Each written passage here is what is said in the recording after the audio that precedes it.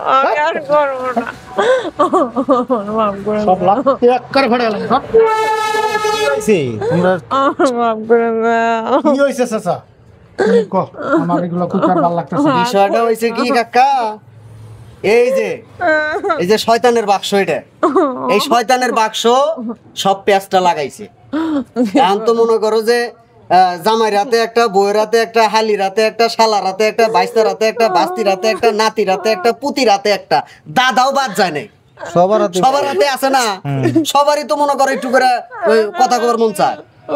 এও তো মনে করো কথা কইছি, ওইয়া এই রং নাম্বারের কথাকে বাইরে গেছে গা।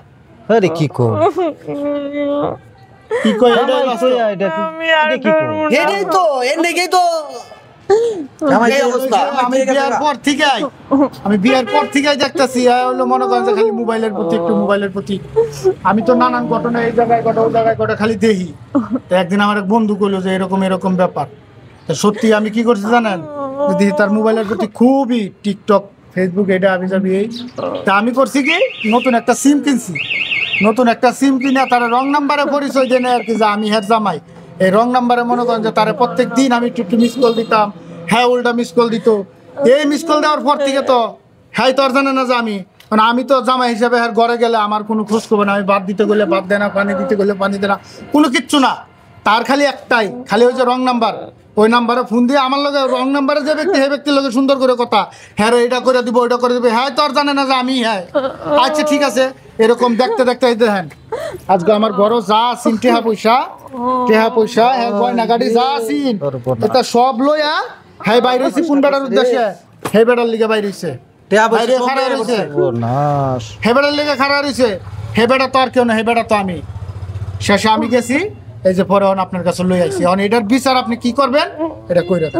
আচ্ছা তুমি এই কাজটা কেমনে করলা? আমার ভুল হয়েছে দাদা, আমি আর জীবনেও করবো না।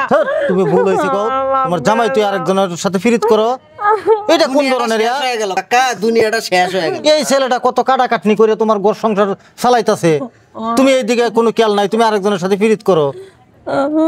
ও প্রত্যেকটা বার এরকম একটা করেই করবো। আর এই যেমন করে নাকা কান্না কাইন্দা হারে করবো, আমার ভুল হয়েছে এই তার আমার আর শুনতে ভালো লাগে না। আপনারা মুরব্বী মানুষ, এখন কি আমি করবো কিছু না আপনারা করে দিবেন, এটা দেখেন কি করবেন। না তুমি রাগের বসে একটা কিছু করিও না, একটু ধৈর্য ধরো। আর কি করা যায় কাছে? মায়া পক্ষের তো কেউই নাই, মায়া পক্ষের তো কেউই নাই। এখন তাহলে ই করো কাকা, আজকে যাইগা, হ্যাঁ আজকে তোমরা যাও, তোমার শ্বশুর বাড়ি খবর পাঠাও, এরা দুই একজন আহুক কালকে নাকি, আইলে কালকে সবাই মিলে বসে বিষয়টা। আচ্ছা কালকে না, আমাগো বাড়ির মানুষের কেউ কালকে আমার বাড়ি ডিসি অফিসে মিটিং আছে, আমি পাও ধরছি। পরের দিন আসো। আর কেউ করার দরকার নাই কাকা, আমি আর জীবনে আমি কি কই, এখন আর মারামারি করিও না। ওর বাপ মা আসলে পরে আমি এটা সমাধান করে দিই, বুঝছো? মাথা গরম করিও না, এখন তোমরা মিলেমিশে যাও, চলো তাহলে পরের দিন আসো।